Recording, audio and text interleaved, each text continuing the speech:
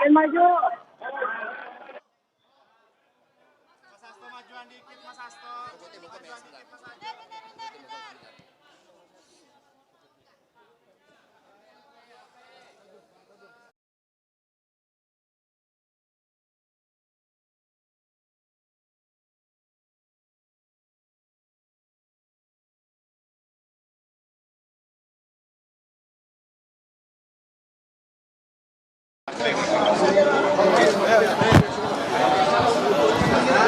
Bentar ya, sabar.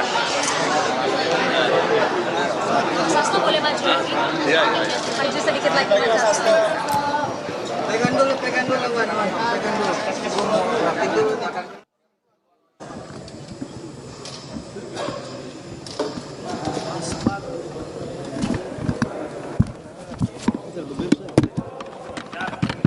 Mas kan turun bentar.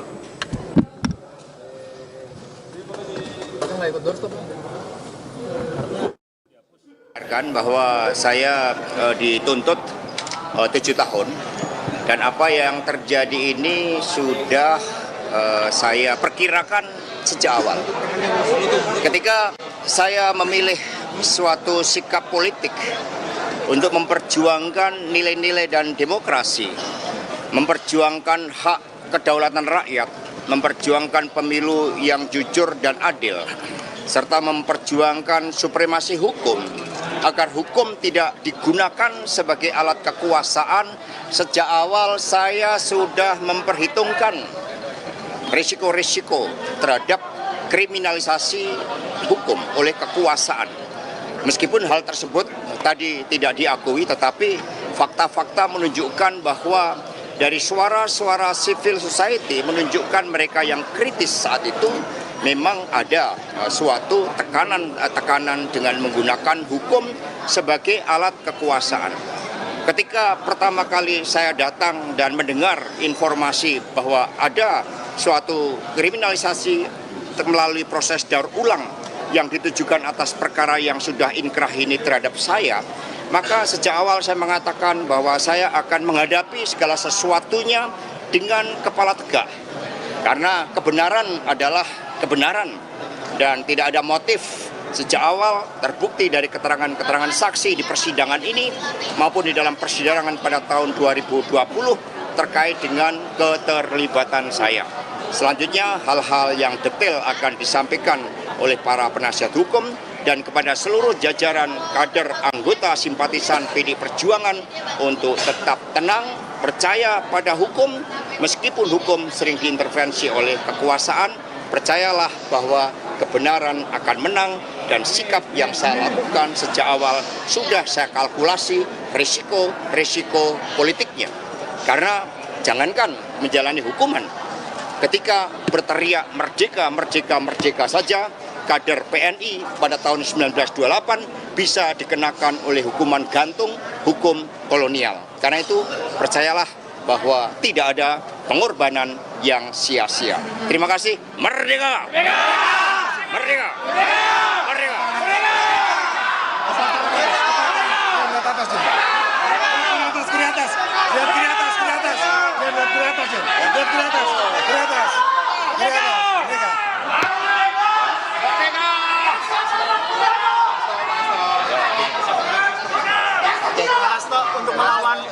Seperti apa Mas Hasto? Terima kasih kepada seluruh penasihat hukum yang luar biasa. Pledoi gimana Mas Hasto? Pledoi nanti dipersiapkan dan buat saya udah 80%, tinggal menyesuaikan dengan tuntutan JPU hari ini. Poin apa saja Mas Hasto yang akan menjadi pembelaan Mas Hasto? Oke, saudara-saudara sekalian, ini saya hanya menambahkan saja.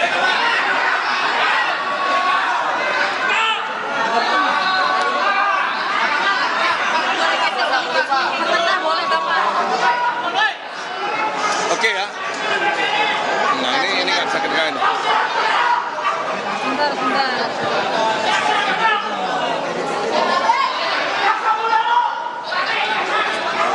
Udah bisa ya? Oke. Saya datang sebetulnya untuk mendengarkan tuntutan bebas. Bukan 7 tahun. Karena jaksa penuntut umum pada dasarnya menurut hukum bisa meminta terdakwa untuk dibebaskan. Karena tidak ada alat bukti yang cukup untuk menghukum saudara Hasto Kristianto. Tadi saya mencatat cukup banyak selama sidang. Kita mengetahui bahwa dalam hukum ya, beban pembuktian itu penting. Siapa yang mendalilkan, dia yang mesti membuktikan. Nah, jaksa penuntut umum mesti membuktikan apa yang dia dalilkan. Dua hal. Satu, obstruction of justice. Kedua, tindak pidana suap. Nah, kita mendengarkan dengan teliti dan seksama bahwa uraian mengenai obstruction of justice itu sama sekali ya, tidak punya dasar yang kuat. Tidak ada bukti-bukti yang kuat. Sehingga ini seperti omong-omong gitu. Omong-omong yang dilakukan oleh jaksa penuntut umum tanpa mempertimbangkan bukti-bukti yang ada. Dan saya mendengar dari teman-teman kuasa hukum yang lain bahwa semua itu sudah dibantah dan semua itu juga seperti sebuah rekayasa. Nah, kemudian suap. Ini kan seperti menegakkan benang basah.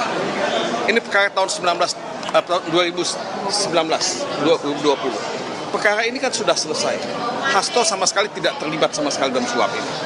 Nah, ini yang saya sebut menegakkan benang basah. Tidak ada bukti ya, yang bisa dijadikan sebagai alasan untuk menghukum Hasto.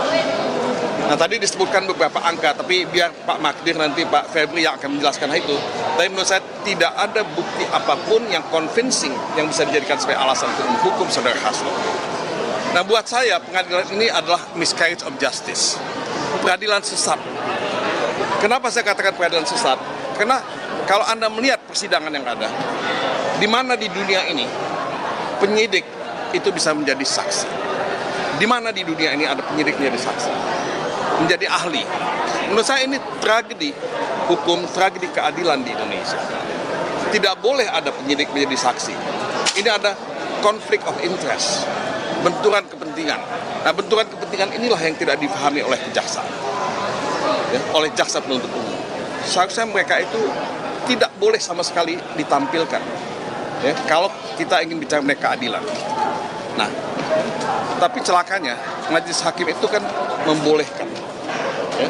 Nah, mudah-mudahan ya majelis hakim bisa mengkoreksi ya, hal ini dalam putusannya. Karena saya tetap punya pengharapan bahwa pengadilan adalah tempat untuk mendapatkan keadilan. Angka 7 tahun itu angka yang sangat tinggi, ya. Tidak pantas dan tidak ada dasarnya sama sekali untuk dituntut kepada saudara Hasto Kristianto. Nah, saya jadi ingat apa yang dikatakan di luar negeri, ya, atau di Australia misalnya. Ini pengadilan disebut sebagai pengadilan kanguru, ya, kanguru court. Pengadilan yang penuh dengan bias, pengadilan yang penuh dengan abuse of power dan rekayasa. Dan inilah yang terjadi gitu. Nah, Indonesia ini dilihat oleh dunia. Indonesia ini akan masuk ke OECD. Indonesia tidak akan bisa masuk ke OECD kalau pengadilannya seperti ini. Kalau pengadilannya tidak dibenahi. Dan menurut saya, ini adalah contoh kasus yang sangat menciderai nama baik ya, reputasi hukum Indonesia. Nah, jadi saudara-saudara, nilai titik itu bisa merusak semuanya. Ya. Saya tidak punya catatan lain, mungkin nanti Pak Magdir ya. Tapi saya hanya ingin menambah satu soal saja. Ada buku yang ditulis oleh Sebastian Pompe, ya, orang Belanda, yang judul bukunya itu The Collapse of Supreme Court, ya, runtuhnya Mahkamah Agung. Nah, ini adalah bagian dari runtuhnya Mahkamah Agung, ya, runtuhnya pengadilan di Indonesia. Jadi kita mengulangi sejarah ini. Dulu dikatakan itu runtuhnya Mahkamah Agung ketika zamannya Orde Baru, tapi sekarang ini kita mulai kembali melihat fenomena yang sama. The collapse of Supreme Court, dan ini adalah salah satu contoh. Kalau pengadilan tidak tegas dalam membuat keputusan, menurut saya the collapse itu adalah soal waktu, bukan soal kapan. Ya, terima kasih. Baik, saya sedikit Pak. Silakan. Teman-teman, persidangan hari ini memperlihatkan bahwa tuntutan yang disampaikan oleh jaksa penuntut umum ini tidak berdasar, tidak logis, karena tidak sesuai dengan fakta-fakta persidangan. Kita ulang lagi ya, kita sampaikan. Bicara soal obstruction of justice. sudah disampaikan oleh saksi kunci bernama Nur Hasan, 2 orang berbadan tegap yang memerintahkan untuk menenggelamkan HP. Jadi pertanyaan, 2 orang itu tidak pernah diperiksa. Kemudian tiba-tiba di BAP disampaikan bahwa itu adalah perintah Hasto Kristianto. Kita bicara soal obstruction of justice, bicara soal suap. Sumber uang suap itu sudah disampaikan di persidangan 2020 dan di fakta persidangan saksi kunci, wow, sumber uang suap tersebut adalah dari Harun Masiku, bukan Hasto Kristianto. Nah, ini kita sangat menyayangkan jaksa mengkesampingkan fakta-fakta persidangan seperti ini. Jadi di sini sudah sangat terlihat jelas bahwa memang dari awal kami sampaikan ini Mas Hasto ditarget untuk disandra sebagai tahanan politik. Dan tujuannya apa? Sekali lagi kawan, ini mempertegas bahwa ini untuk mengganggu PD Perjuangan. Jadi ini kami ingin sampaikan kepada publik bahwa hal-hal seperti ini tidak bisa dibenarkan. Peradilan yang ditonton oleh jutaan mata melihat persidangan seperti ini, kemudian jaksa mengkesampingkan fakta-fakta persidangan, tidak ada bukti, kemudian dituntut setinggi ini, menurut kami sangat tidak adil. Oleh sebab itu teman-teman, nanti kita akan ajukan pledoi. Kami masih berharap bahwa di pengadilan ini hakim akan memutus sesuai dengan hati nurani. Janganlah memutus karena berdasarkan asumsi atau rekayasa dari penyidik atau dari saksi-saksi yang disampaikan. Itu saja dari saya. Terima kasih. Ya, saya sedikit tambahin ya. Saya kira hal yang sangat perlu mendapat perhatian kita bahwa perkara ini bukan perkara kejahatan murni, ya. Tetapi ini adalah seperti berulang kali kami katakan, ini adalah perkara politik yang dikriminalkan, ya. Ini adalah kriminalisasi politik.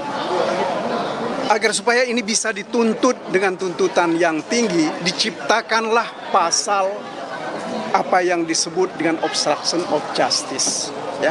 Sebab saudara-saudara, kalau mereka mau jujur penuntut umum itu, mereka juga harusnya mengakui bahwa kalau satu hal yang terkait dengan CDR yang mereka katakan, mereka tidak pernah mau ungkap bahwa perjalanan Harun Masiku dari Jakarta Barat ya sampai ke Tanah Abang hanya dalam waktu 1 detik. Ini sesuatu yang betul-betul sangat mencederai akal sehat. Ya. Tetapi hal seperti inilah yang mereka gunakan, bahwa CDR itulah yang mereka gunakan untuk membuktikan bahwa ada kejahatan yang dilakukan oleh Pak Hasto. Itu satu. Kemudian yang kedua, kalau kita lihat betul secara baik bagaimana perjalanan yang disebut sebagai perjalanan dari Harun Masiku bersama-sama dengan Nur Hasan dari Menteng, ya, dengan berputar-putar sampai kemudian mereka katakan berada di PT IKA hanya dalam waktu sekitar 35 menit. Dalam kondisi sekitar pukul 17 atau sesudah 17-an, itu tidak mungkin di Jakarta ini kita bisa jalan seperti itu. Nah, ini yang mereka gunakan. Makanya ini yang saya mau katakan bahwa seluruh bukti-bukti, terutama data-data elektronik yang mereka gunakan, ini adalah bentuk dari manipulasi yang secara sengaja digunakan untuk menghukum Pak Hasto. Ini terkait dengan obstruction of justice. Apalagi kalau kita lihat bukti itu adalah percakapan dari apa yang mereka katakan sebagai percakapan Harun Masiku dan Nur Hasan. Ya. Nur Hasan sudah membantah itu. Bantahan Nur Hasan ini mereka tidak percaya. Yang mereka percaya adalah asumsi dan imajinasi mereka. Yang jadi problem di situ sekarang, ya. Karena bagaimanapun juga pembuktian itu adalah berdasarkan keterangan saksi, bukan berdasarkan imajinasi atau asumsi. Ya. Secara jelas misalnya terkait dengan pertemuan di PT IKA, ya. Penyidik penyelidik ketika itu tidak bertemu dengan siapapun. Mereka hanya mengatakan bahwa mereka ke PT IKA karena mengikuti jejak digital, ya, bahwa handphone itu ada di sana. Tetapi bagaimana kita bisa membuktikan bahwa memang betul ada di situ? Mereka kan nggak pernah tunjukkan buktinya.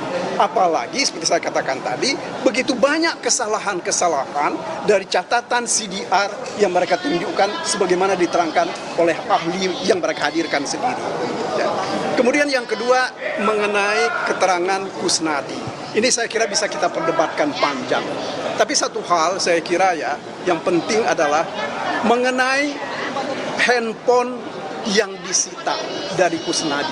Kan tidak ada mengatakan percakapan bahwa yang dilarung itu adalah handphone, tetapi adalah pakaian. Nah, kalau orang-orang yang bersaksi ini tidak mereka mau percaya, ya, siapa yang mereka mau percaya selain diri mereka sendiri? Makanya karena mereka tidak percaya dengan orang, dihadirkanlah saksi, penyidik, dan penyelidik. Karena mereka nggak punya bukti. Ya. Jadi saya kira ini makanya kalau terkait dengan dakwaan atau pembuktian terhadap obstruction of justice, ini bagi kami ya, ini sesuatu yang sangat memalukan. Tidak sepatutnya mereka tuntut. Begitu juga terkait dengan dakwaan suap. Yang jadi pertanyaan kita sekarang ini, mengapa Doni Tri Istiqomah baru dijadikan tersangka dikaitkan dengan Hasto sekarang? Padahal 2019 ya, dia tanggal 8 Januari 2020 Doni Istiqomah itu sudah ditangkap bersama-sama dengan Saiful Bahri, bersama Tio dan juga bersama dengan Wahyu Setiawan. Tetapi kemudian dia dilepas. Apa maksudnya ini? Ya, pasti ada sesuatu yang mereka kehendaki, ada sesuatu yang disembunyikan, ya, yaitu bagaimana caranya menjerat Mas Hasto. Nah, lebih lagi, saudara-saudara, kalau kita ikuti bagaimana proses Mas Hasto jadi tersangka, mulai dari 13 Desember 2024, dia dihubungi orang meminta dia mundur dari jabatan sebagai sekjen. Kalau tidak mundur, dia akan dipidanakan. Itu yang pertama. Kemudian yang kedua, jangan memecat Jokowi. Ya. Kalau itu dua hal ini dilakukan oleh Hasto, maka dia akan dipidanakan. 3 hari kemudian, ya, 3 hari kemudian, tanggal 16, ketika Jokowi dipecat, pada hari yang sama, ya, dikeluarkan laporan hasil pengembangan perkara. Maka kemudian hari itu belum pimpinan KPK yang baru belum dilantik. 3 hari kemudian mereka dilantik, serah terima jabatan, dan 3 hari sesudah mereka dilantik dan serah terima jabatan, Hasto ditetapkan sebagai tersangka dengan 2 pasal sekaligus, yaitu obstruction of justice dan kemudian yang kedua adalah suap. Terus terang, kalau saya sih merasa bahwa ada sesuatu yang janggal di sini. Ya. Apakah ini bukan merupakan bentuk dari politik balas budi? Ya. Karena bagaimanapun juga keluarga Jokowi sudah merasa dipermalukan, sehingga pimpinan KPK, ya, kalau kita urut ke belakang, pemilihan mereka itu tidak seharusnya dilakukan oleh Jokowi, tetapi dilakukan oleh presiden yang baru, yaitu Pak Prabowo. Akan tetapi semua itu diabaikan oleh Jokowi, bahkan dia sendiri melanggar 2 putusan Mahkamah Konstitusi mengenai pimpinan Komisi Pemberantasan Korupsi ini. Nah, jadi sekali lagi saudara-saudara, mari kita cermati secara baik, ya, bahwa perkara ini bukan perkara biasa, ya, bukan perkara suap atau yang sederhana, bukan juga perkara yang merupakan tindakan menghalangi keadilan. Tetapi ini adalah upaya, ya, dari diskusi kami dengan beberapa teman di PDIP, ini sebenarnya adalah upaya awal, ya, yang sudah tidak berhasil untuk mengambil alih partai. Ya. Ketika Presiden Jokowi meminta tambahan masa jabatan, dan juga ketika dia tidak berhasil menambah 1 periode. menjatuhkan partai, terutama menjatuhkan Hasto, karena dialah yang dianggap sebagai batu sandung ya, dari kegiatan-kegiatan atau permintaan-permintaan dari Jokowi dan seterusnya. Saya kira begitu yang bisa kami sampaikan. Nanti lengkapnya ini akan masuk di dalam pembelaan kami. Mudah-mudahan minggu depan kita bisa sampaikan lebih terang. Terima kasih atas perhatian.